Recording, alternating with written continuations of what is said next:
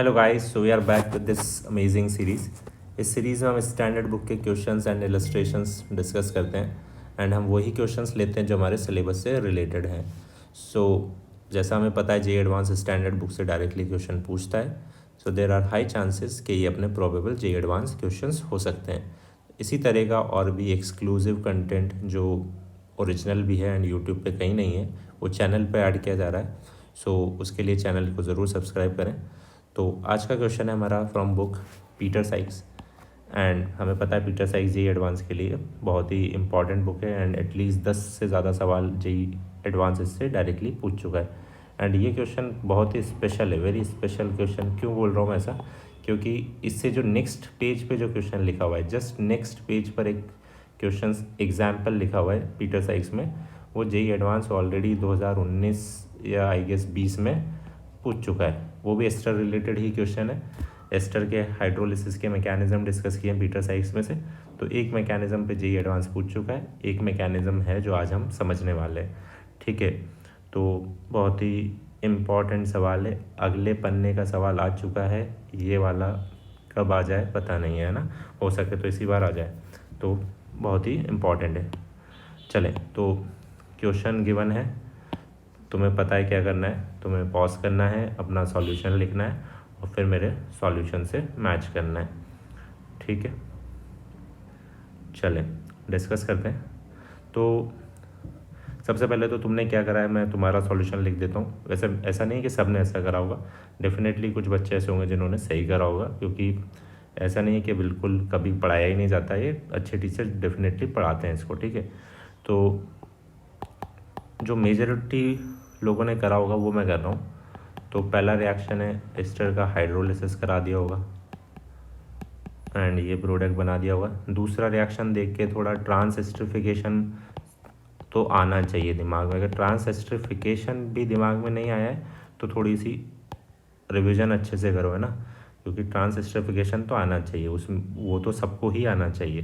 तो ट्रांसएस्टरिफिकेशन करने का सोचते हैं एंड प्रोडक्ट क्या बना देते सर, तो बस ये ग्रुप की जगह OR डैश लगा देते एंड इधर से CmO3O18H लगा देते।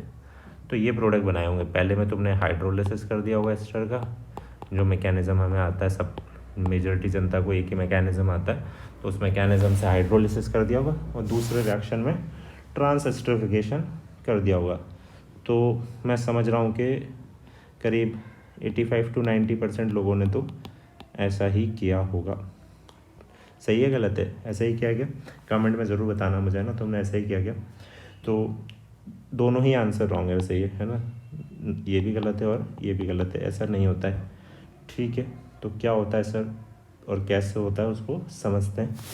तो सबसे पहले तो जो दिक्कत आ रही है वो O18 की वजह से आ रही है पहली रिएक्शन में। तो दूसरे की बात अलग है, बट पहली रिएक्शन में जो दिक्कत है वो O18 की वजह से आ रही है। अगर ये O18 नहीं होता और मुझे हाइड्रोलिसिस कराने के लिए बोलते इस एस्टर का, तो मुझे कुछ नहीं करना होता हाइड्रोलिसिस में। मैं क्या करता हूँ, कार्बन के साथ OH जोड़ता हूँ, ऑक्सीजन के साथ H जोड़ता हूँ और हाइड्रोलिसिस करा देता हूँ। तुम्हें भी बिल्कुल यही करना है। अगर कोई आइसोटोप नहीं गिवन है तो बिल्कुल दिमाग नहीं लगाना है और यही करना है पेपर में। लेकिन अगर आइसोटोप गिवन हो तब मैकेनिज़्म इम्पॉर्टेंट हो जाता है। तो जैसे इस रिएक्शन में अपन को दिया हुआ है आइसोटोप। सबसे पहले तो मैं ये बताता हूँ तुम्हें कि तुमने ये कैसे बनाते हैं, अपन ये हाइड्रोलिसिस कैसे कराते हैं, तो तुम समझोगे दूसरा मैकेनिज़्म में क्या अंतर है। तो क्या करते हैं इसके लिए, शॉर्टकट तो तुमने जान लिया। अब इसका मैकेनिज़्म देखो प्रॉपर क्या होता है। जो मैकेनिज़्म मेजॉरिटी जनता को पता होता है, एक ही मैकेनिज़्म पता होता है। ठीक है, तो क्या होता है, सबसे पहले तो एसिड कैटेलाइज्ड हाइड्रोलिसिस कर रहे हो तो क्या होता है, ये ऑक्सीजन H+ पर अटैक करता है, प्रोटोनेशन होता है। ठीक है सर, ये हो जाता है OCmE3। फिर क्या होता है, वाटर का अटैक होता है एंड यही इसका RDS स्टेप होता है। सिंस RDS में 2 स्पीशीज़ इन्वॉल्व हो रही है, इसका ऑर्डर 2 होता है ना, ऑर्डर 2 होता है। एक्सपेरिमेंटली डिटरमाइन करते हैं ऑर्डर 2, इसका ऑर्डर 2 आता है। तो एक बायोमॉलिक्यूलर रिएक्शन होता है ठीक है। अब यहाँ पर अटैक होता है RCOH OCMe3 OH2+। अब H+ का एक्सचेंज होता है, ये H+ ये ऑक्सीजन ले लेता है, तो यहाँ से बनता है RCOH O+H CMe3OH। अब ये डबल बॉन्ड बनता है और इसको धक्का पड़ता है, ये निकल जाता है यहाँ से, तो यहाँ से बनते हुए दिखेगा CMe3OH एंड H+ तो मैं कैसे भी हटा देता हूँ, कभी भी नहीं सोचता मैं। तो यहाँ से क्या बन जाता है, एसिड बन जाता है और अल्कोहल बन जाता है। एस्टर का हाइड्रोलिसिस कराते हैं तो यही तो होता है, एसिड बनता है और अल्कोहल बनता है। और उल्टा करा दो, अल्कोहल और एसिड का रिएक्शन करा दो एसिडिक मीडियम में, तो एस्टर बन जाता है। ठीक है, रिवर्सिबल रिएक्शन होती है, अपन को पता है। हाइड्रोलिसिस कराओगे तो एसिड अल्कोहल बन जाएंगे, दोनों को H+ कैटालिटिक अमाउंट के साथ रिएक्ट कराओगे तो एस्टर बन जाएगा। तो ये मैकेनिज़्म होता है जो जिससे अपन प्रोडक्ट बना लेते हैं। तो यहाँ से अपना प्रोडक्ट क्या बनेगा, अगर इसको O18 कर दिया जाए तो यहाँ से क्या प्रोडक्ट बनते हुए दिखेगा अपन को, ये प्रोडक्ट बनते हुए दिखेगा जो सब लोगों ने बनाया है ना, CMe3O18H। ठीक है, इस वाले मैकेनिज्म को बोलते हैं AAC2। क्या बोलते हैं सर, AAC2 क्या मतलब है इसका, acid catalysed acyl oxygen bond cleavage. वापस से लिख देता हूँ, acid catalysed acyl oxygen bond cleavage bye molecular. तो ये इसका नाम है इस मैकेनिज्म का। क्या हो रहा है इसमें, एसिड कैटेलाइज्ड है, असाइल ऑक्सीजन बॉन्ड क्लीवेज मतलब तुम कौन सा बॉन्ड तोड़ रहे हो, तो तुम देख पा रहे हो कि तुम जो ये वाला बॉन्ड तोड़ रहे हो ना तुम, ये असाइल ग्रुप है और ये ऑक्सीजन वाला है, तो असाइल ग्रुप और ऑक्सीजन के बीच का बॉन्ड तोड़ रहे हो तुम। तो acyl oxygen bond cleavage bimolecular, अपन ने बोला था बायोमॉलिक्यूलर रिएक्शन है, तो ये AAC2 मैकेनिज्म है, तो इससे ये प्रोडक्ट बनता है। ठीक है, तो ये अपना नॉर्मल आंसर है, बट यहाँ पर ये मैकेनिज्म फॉलो नहीं हो रहा है, यहाँ पर दूसरा मैकेनिज्म फॉलो हो रहा है। कौन सा हो रहा है देखते हैं, और उससे क्या आंसर आ रहा है वो भी देखते हैं, और वो मैकेनिज्म कब फॉलो होगा वो भी समझते हैं। ठीक है, तो अब अपने पास ये तो है, तो पहला स्टेप अभी भी सेम है।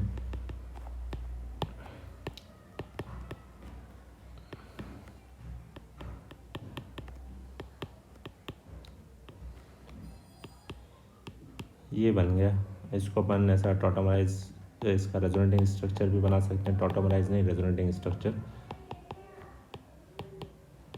ऐसा बना सकते हैं। ठीक है, अब तुम देखो यार, अगर ये ऑक्सीजन के साथ ये जो ग्रुप अटैच्ड है, ये स्टेबल कार्बोकेटाइन बना सकता है, क्या बना सकता है क्या अभी, हाँ सर 3 डिग्री केटाइन बना सकता है। तो क्या होता है, ये ऑक्सीजन और कार्बन के बीच का बॉन्ड टूट जाता है सर, ऑक्सीजन और कार्बन के बीच का बॉन्ड टूट जाता है, तो यहाँ से क्या बनते हुए दिखेगा तुम, यहाँ से बनते हुए दिखेगा ये कार्बोकेटाइन, और वाटर अब क्या करेगा, वाटर इस पर अटैक कर देता है, तो यहाँ से जो प्रोडक्ट बनेगा वो ये बनेगा, प्लस ये एसिड। तो अपन ने क्या बनाया था, अपन ने O18 बनाया था CMe3 के साथ, और एसिड में अपना OH था, नॉर्मल ऑक्सीजन था, बट प्रोडक्ट जो बन रहा है वो उल्टा बन रहा है, ये है आंसर उसका।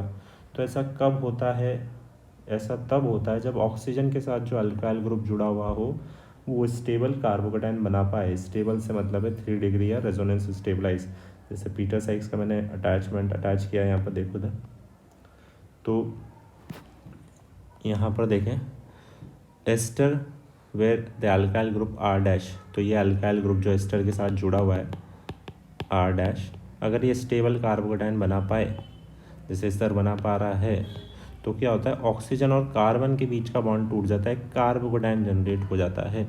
ठीक है, ये बॉन्ड टूटा और कार्बोकेटाइन जनरेट हो गया, तो ये तुम देख पा रहे हो यूनिमॉलिकुलर रिएक्शन है, यही RDS है, तो ये एक यूनिमॉलिकुलर रिएक्शन है, SN1 नहीं बोलूँगा, एक ही स्पीशी इन्वॉल्व हो रही है, तो यूनिमॉलिकुलर रिएक्शन है, कार्बोकेटाइन बन जाता है यहाँ पर, ये बॉन्ड टूट के ये बना दिया अपन ने कार्बोकेटाइन, फिर वाटर अटैक कर देता है एंड अपना प्रोडक्ट बन जाता है।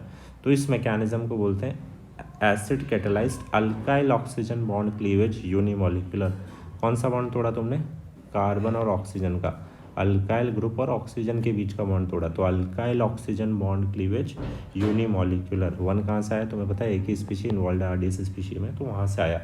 तो इस मैकेनिज्म को बोलते हैं AAL1। तो ये कब होता है, जब अपने पास एक ऐसा एस्टर हो, कब होता है ध्यान से सुन लो, जब अपने पास एक ऐसा एस्टर हो जिसमें ये ऑक्सीजन के साथ R जो ग्रुप अटैच है R' वो स्टेबल कार्बोकेटायन बना पाए, लाइक CMe3+ या PH2CH, इस तरह का कार्बोकेटायन बना पाए। जैसे इधर इसने लिखा हुआ है AL1 ester alkyl group such as PH2CH etcetera, है ना। तो कभी स्टेबल कार्बोकेटायन बन सके, ये ग्रुप हटाएं अपन और स्टेबल कार्बोकेटायन बन सके, तो ये मैकेनिज्म फॉलो हो जाता है, कार्बोकेटायन बन जाता है। फिर वाटर इस पर अटैक करता है, तो अपना जो प्रोडक्ट है वो बिल्कुल 180 डिग्री फ्लिप हो गया। अपन ने तो अल्कोहल वाले में O18 बनाया था, जबकि एसिड में ही रह गया O18। तो ठीक है, ऐसा क्यों हुआ, क्योंकि कार्बोकेटायन जनरेट हो गया, मैकेनिज्म चेंज हो गया।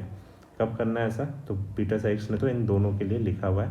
तो जनरली वेरिएशन नहीं करते हैं स्टैंडर्ड बुक के क्वेश्चंस में, तो जैसा आता है वैसा का बुक में होता है वैसा ही आ जाता है। तो तुम्हें इन दोनों के बारे में तो ध्यान रखना है कि अगर ऐसा हो तो मुझे क्या करना है, मुझे कार्बोकेटायन बनाना है और उस पर वाटर का अटैक कराना है, ये मैकेनिज्म फॉलो करना है AAL1। ठीक है, तो ये बुक का लिखा हुआ है, इसको ज़रूर पढ़ लें। ठीक है, चलो अब दूसरे प्रॉब्लम पर आते हैं। तो ये तो इसका तो आंसर हो गया, पहले वाले का क्या आंसर आएगा, जो अपन ने बनाया था वो नहीं आएगा, क्या आंसर आएगा, सही आंसर भी लिख देते हैं हम इसका। तो फर्स्ट वाले का आंसर है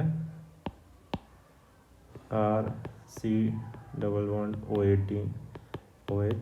प्लस CMe3OH। अच्छा, इसको ऐसे भी लिख सकता है, ऐसा कंफ्यूज मत हो जाना तुम, इसको बिल्कुल ऐसे भी लिखा जा सकता है, because these two are tautomer, ये रैपिडली इंटर कन्वर्ट होते हैं। पेपर में ये ऑप्शन दिखे और तुम गलत कर दो कि ये तो बनेगा ही नहीं, दीज टू आर सेम, है ना, ये दोनों सेम है, टॉटोमर्स हैं, दोनों इंटर कन्वर्ट होते रहते हैं वो रैपिडली, तो ये प्रोडक्ट बनेंगे। अब नेक्स्ट रिएक्शन है ये, तो इसमें तुमने ट्रांसएस्टरिफिकेशन कराया और प्रोडक्ट बना दिया, ये इसमें तुम्हें और ज़्यादा सरप्राइज़ मिलेगा भाई। तो मैकेनिज्म वही फॉलो होगा बिल्कुल जैसा हुआ। तो देखें भाई, नेक्स्ट क्वेश्चन को देखते हैं। इसको हटा रहा हूँ मैं, कहाँ तक हटा रहा हूँ, जहाँ से डिफरेंस चालू होएगा। ठीक है, बाकी शुरू का प्रोसेस सेम ही है, सेम मैकेनिज्म फॉलो हो रहा है। ठीक है, तो सबसे पहला स्टेप है, तुमने लिया H+ROH लिया था तुमने R'OH, सेकेंड रिएक्शन की बात कर रहे हैं, क्या लिया था अपन ने H+R'OH। तो सबसे पहला काम है प्रोटोनेशन होता है, प्रोटोनेशन हो गया, ये बन गया। अब वापस से दिख रहे हो कि स्टेबल कार्बोकेटायन बन सकता है, तो स्टेबल कार्बोकेटायन बनेगा और ये बन जाएगा। अब क्या होगा, अपने पास R'OH है, उधर वाटर था, इधर R'OH है, बस यही चेंज हो रहा है और कुछ चेंज नहीं हो रहा है। तो अब की बार क्या करेगा, R'OH इस कार्बोकेटायन पर अटैक कर देगा, तो यहाँ से जो प्रोडक्ट मिलेगा वो क्या मिलेगा, ये मिल जाएगा सर CMe3OR'। तो क्या बना यहाँ से, ट्रांसएस्टरिफिकेशन हुआ क्या, ये अपन ने तो एस्टर बनाया था प्रोडक्ट में, एस्टर प्लस अल्कोहल, जबकि प्रोडक्ट क्या मिला मुझे, प्रोडक्ट मुझे मिला एसिड प्लस ईथर, ईथर बन गया भाई। तो ऐसा क्यों हुआ, मैकेनिज्म चेंज हो गया भाई, वो ट्रांसएस्टरिफिकेशन रिएक्शन हो ही नहीं पाई। ठीक है, ट्रांसएस्टरिफिकेशन रिएक्शन नहीं हो पाई, कार्बोनिल कार्बन पर तो अटैक ही नहीं कर पाया मेरा न्यूक्लियोफाइल। मेरा न्यूक्लियोफाइल किस पर अटैक कर रहा है, कार्बोकेटायन पर अटैक कर रहा है, तो उसकी वजह से ईथर बन गया और एसिड बन गया, बिल्कुल ही प्रोडक्ट ही चेंज हो गए। हम बना रहे थे एस्टर और अल्कोहल, बाकी मुझे मिला क्या, एसिड एंड ईथर। इतना पार्ट दोनों में सेम है, बस वाटर की जगह R'OH का अटैक कराना है। तो मैकेनिज्म कौन सा फॉलो हुआ, AAL1, अपन AAC2 कराना चाह रहे थे, बट हुआ कौन सा, AAL1। ऐसा कब होता है, जब ऑक्सीजन से जो अटैच ग्रुप हो वो स्टेबल कार्बोकेटायन बना सके। ठीक है, तो ऐसा होगा, ये आंसर हो जाएगा उसका। तुम देख सकते हो यहाँ पर, इसका बुक को पढ़ लो। The mechanism is generally refers to AL1 alkyl oxygen cleavage unimolecular, it also occur with ester alkyl group such as PH2CH। अपन ने बोला ही से इसके बारे में। तो अपन ने बोला कि यार 178 को मैं ट्रांसएस्टरिफिकेशन कराने की कोशिश कर रहा था, when attempts are made to transesterify 178 with R'OH the product is not now the expected ester. Ester तो बना ही नहीं, ट्रांसएस्टरिफिकेशन नहीं हो पाया, बल्कि क्या हुआ, एसिड बन गया और ईथर बन गया।